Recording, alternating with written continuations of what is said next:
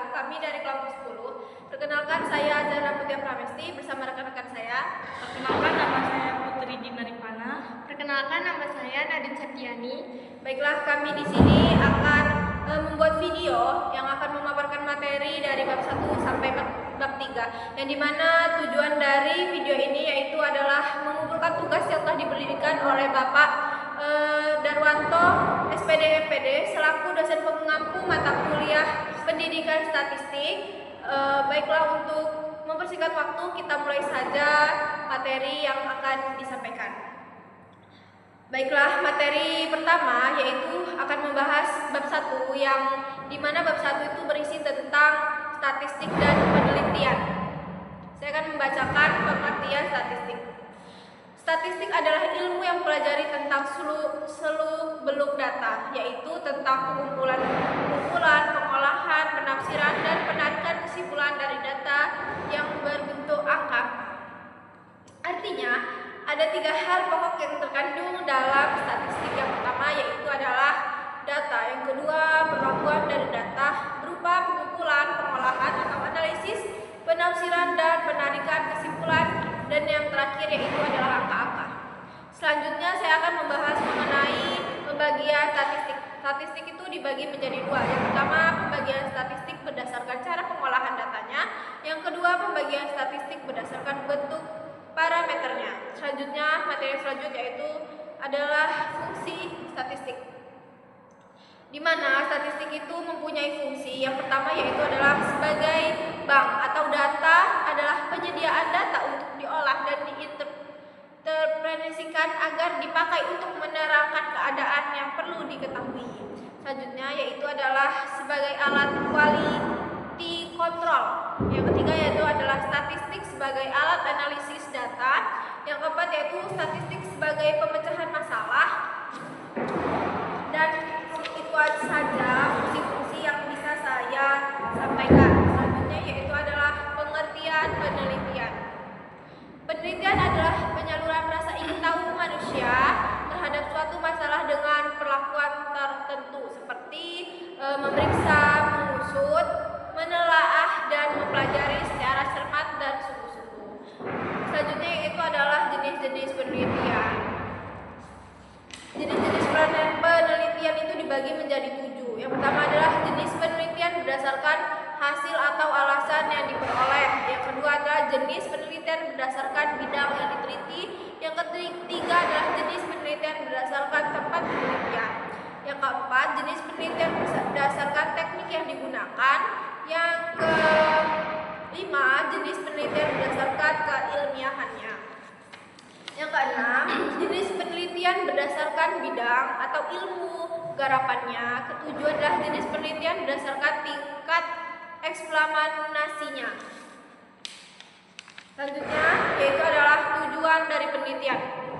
Yang pertama adalah tujuannya adalah eksploratif, bertujuan adalah menemukan sesuatu, pengalaman yang baru dalam bidang tertentu. Yang kedua adalah tujuan verifikasi, yang bertujuan menguji kebenaran sesuatu.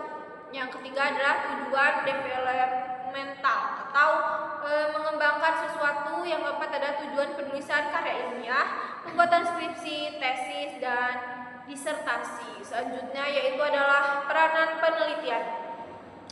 Yang pertama ada memecahkan masalah. Yang kedua memberikan jawaban atas pertanyaan-pertanyaan dalam bidang yang diajukan. Yang ketiga menambahkan pengetahuan atau ilmu baru. Yang selanjutnya adalah persyaratan penelitian. Persyaratan yang harus dimiliki yaitu adalah mengikuti konsep ilmiah. Yang kedua adalah sistematis, artinya dilakukan secara pola tertentu. Yang ketiga adalah terencana, artinya dilakukan dengan adanya unsur kesenjangan atau pelaksanaan bukan secara kebetulan. Materi selanjutnya yaitu adalah konsep-konsep dasar penelitian. Konsep-konsep dasar penelitian itu dibagi menjadi 5. Yang pertama adalah konsep adalah istilah. Yang kedua adalah konstruktur, adalah konsep yang didapatkan, diukur, dan diamati. Yang ketiga adalah variabel, adalah konstruk yang sifat-sifat sudah diberikan nilai dalam bentuk bilangan atau konsep yang mempunyai 2 nilai. Yang keempat adalah hipotesis, di mana proses yang masih bersifat sementara dan masih harus diuji kebenarannya. Yang kelima adalah pengukuran, adalah penggunaan aturan untuk menetapkan bilangan pada objek atau peristiwa. Selanjutnya materi yaitu adalah teknik penelitian.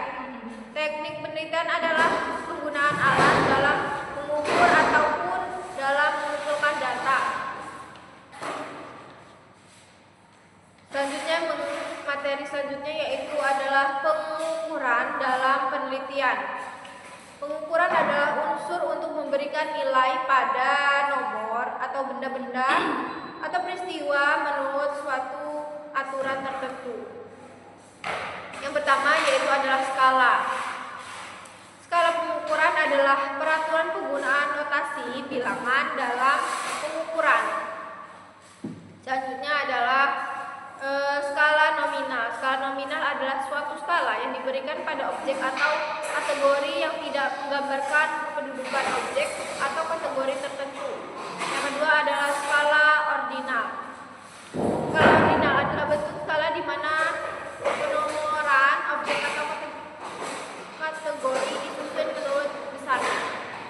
Yang ketiga adalah skala interval, adalah skala di mana objek atau kategori dapat diuraikan berdasarkan suatu atribut yang diberikan informasi. Selanjutnya yaitu adalah skala rasio. Skala rasio adalah suatu skala yang dimiliki sifat-sifat skala nominal, skala ordinal, dan skala interval. Baiklah, saya akan melanjutkan materi. Materi selanjutnya itu adalah syarat-syarat pengukuran, di mana syarat pengukuran itu ada dua. Yang pertama ada reliabilitas dan validitas. Selanjutnya yaitu adalah alat-alat pengumpulan data. Yang pertama itu adalah tes atau soal tes.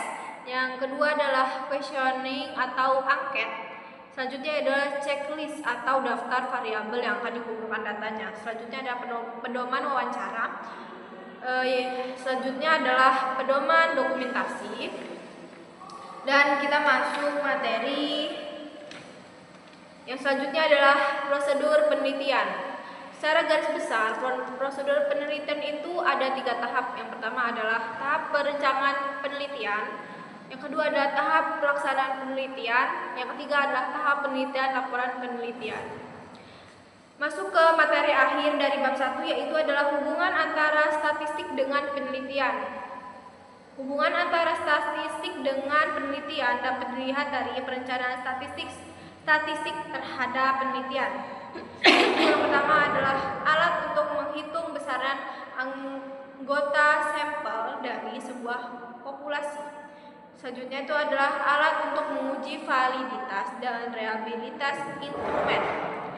Yang ketiga adalah teknik-teknik untuk menyajikan data penelitian, dan yang terakhir adalah alat untuk analisis data penelitian.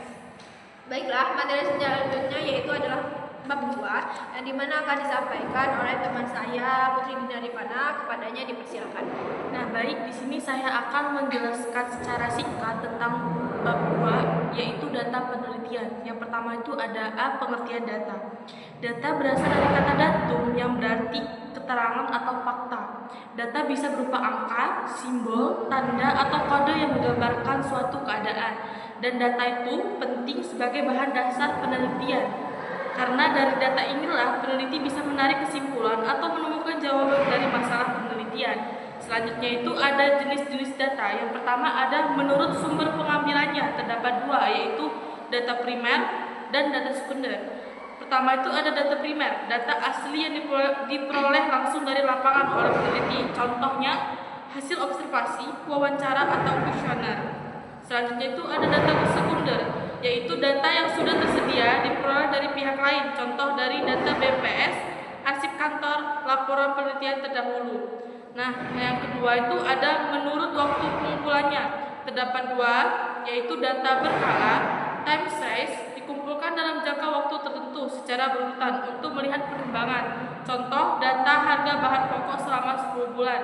Yang kedua itu ada data krat lintang, cross section, dikumpulkan pada satu waktu tertentu saja. Contoh data sensus penduduk tahun 2010. Yang ketiga ketiga itu ada menurut sifatnya, terdapat dua, yaitu kualitatif dan kuantitatif. Apa itu kualitatif? Kualitatif itu adalah tidak berupa angka, melainkan kategori atau sifat. Contoh, jenis kelamin, warna, dan agama. Yang kedua itu ada kuantitatif, berupa angka, bisa dihitung atau diukur. Contoh, umur, tinggi badan, dan jumlah anak. Yang keempat itu ada menurut tingkat pengukurannya, skala. Terdapat 4, yaitu ada nominal, ordinal, internal, dan rasio. Nominal itu hanya sebagai label atau pengelompokan tanpa urutan. Contoh, 1 sama dengan laki-laki dan 2 sama dengan perempuan. Kalau ordinal itu ada urutan tetapi jarak yang tidak sama. Contoh, peringkat juara, nilai huruf A sampai E. Yang ketiga itu ada interval, seperti ada urutan, dan jarak sama, tetapi tidak ada nol mutlak. Contoh, nilai ujung atau suhu Celcius. Yang terakhir itu ada rasio, paling lengkap atau ada urutan, jarak sama, dan nol mutlak. Contoh, berat badan, pendapatan, dan umur. Yang kelima itu menurut bentuknya, terdapat 2.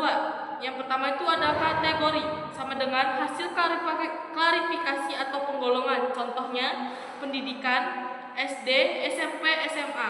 Sedangkan kalau pekerjaan itu ada petani dan pegawai. Yang contoh bagian kedua itu ada numerik, hasil perhitungan atau pengukuran.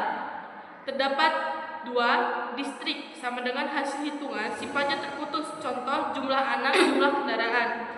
Yang kedua itu ada kontinu, yaitu hasil pengukuran, sifatnya berkesinambungan. Contoh, berat badan dan tekanan darah.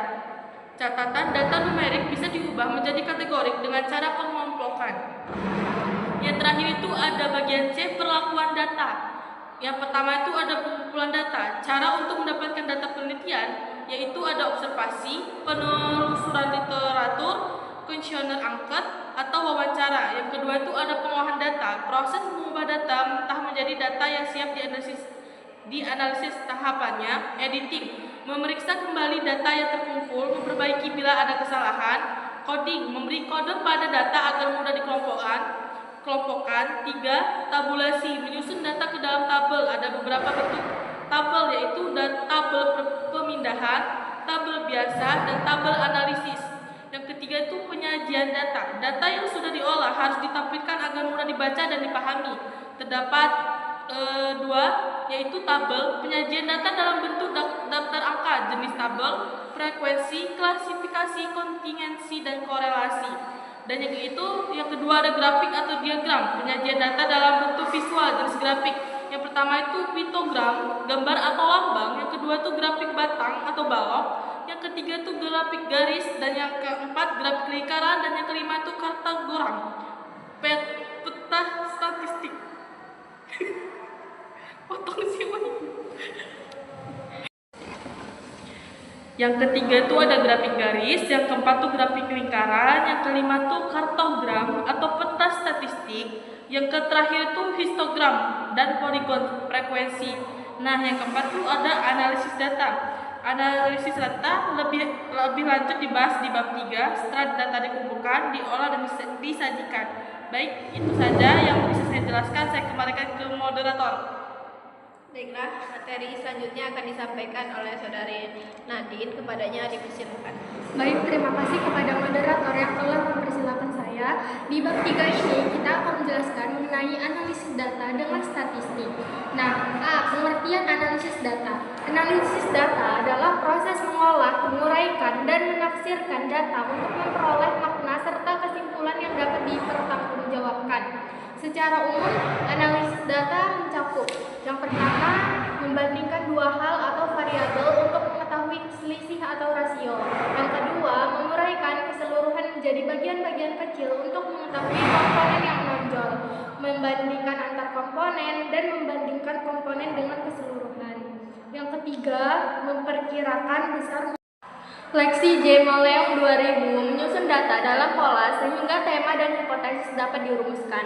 Yang B. Tujuan analisis data. 1. Menyelesaikan permasalahan yang muncul dalam penelitian. 2. Memperlihatkan hubungan antar fenomena yang diteliti. 3. Memberikan jawaban terhadap hipotesis penelitian. 4. Menjadi bahan dalam menyusun kesimpulan, implikasi, dan saran yang bermanfaat untuk penelitian selanjutnya. Yang C. Bentuk-bentuk analisis data. Yang pertama ada analisis data kuantitatif, menggunakan alat statistik, model matematika, dan ekonometrika. Hasil disajikan dalam bentuk angka-angka lalu diinterpretasikan dalam uraian. Cocok untuk penelitian dengan data terukur. Yang kedua, analisis kualitatif. Tidak memakai model statistik atau matematis. Analisis dilakukan dengan membaca tabel, grafik, atau hasil observasi lalu ditafsirkan. Cocok untuk penelitian dengan data deskriptif atau non-numerik. Yang D, kelebihan analisis data dengan statistik. Yang pertama, deskriptif yang ekstrak. Statistik memberikan gambaran jelas mengenai objek penelitian. Yang kedua, pemikiran sistematis, memungkinkan peneliti bekerja secara lebih tepat dan terukur. Yang ketiga, ringkas dan bermakna. Hasil penelitian dapat dirangkum secara sederhana namun tetap bernilai. Yang keempat, generalisasi, mampu menarik kesimpulan umum, membuat konsep dan teori baru. Yang kelima, prediksi, memungkinkan untuk melakukan peramalan dari data yang ada. Yang E, uji hipotesis dalam analisis data. Yang pertama, pengertian hipotesis. Hipotesis adalah dugaan sementara mengenai suatu masalah penelitian. Hipotesis harus diuji secara empiris untuk memastikan kebenarannya. Ada hipotesis nol dan hipotesis alternatif. Yang kedua, ciri-ciri hipotesis yang baik. Yang pertama, menyatakan hubungan antar variabel sesuai fakta dan realitas, sesuai ilmu pengetahuan, dapat diuji dengan nalar atau logika dan statistik. Sederhana dan jelas, menerangkan fakta secara logis. Yang ketiga, bentuk-bentuk hipotesis. Yang pertama, deskriptif, mengenai nilai variabel tunggal, contoh rata-rata penjualan 100 unit atau per hari. Yang kedua, komparatif, perbandingan antar variabel, contoh daya tahan TV. Yang ketiga, asosiatif, hubungan antar variabel, contoh ada hubungan stres dengan kinerja karyawan. Yang keempat, jenis-jenis uji hipotesis, berdasarkan arah, uji dua pihak, dan uji satu pihak.